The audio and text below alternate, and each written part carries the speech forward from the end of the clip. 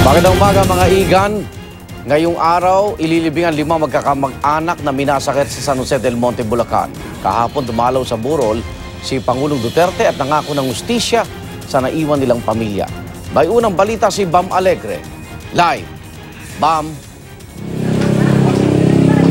Igan, magandang umaga. Alas 7 ng umaga nakatakdang ilibing nga yung magkakaanak na minasakar dito sa San Jose del Monte, Bulacan noong isang linggo.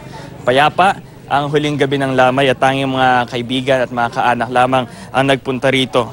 Kahapon dumalaw din si Pangulong Duterte at nagpaabot ng pinansyal na tulong. Siniguro niya na ililutasin ang kaso. Kahapon din natagpo ang patay ang isang person of interest na si alias Ingo. Si Ingo ang sinasabing dinukot ng mga di pa nakikilalang lalaki noong isang linggo. Putol ang mga daliri niya at may karatulang rapist addict, huwag tularan. Ganito man ang matagpuan si Ingo ayon sa mga kaanak ng biktima na ibsan kahit papaano ang kanilang galit. Pero para kay Dexter, hindi niya alam kung mabuti o masamang balita ito dahil hindi niya alam kung saan pupunta ang investigasyon kung patay na ang isa sa iniimbestigahan. Gulat lang ako na ganun nga na patay na siya.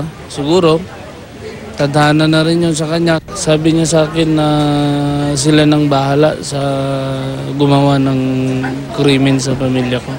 Hanggang ngayon, namimiss ko pa rin yung kwan ng pamilya ko. Yung ginagawa namin yung mga lambing ng anak ko, yung mga lambing ng asawa ko.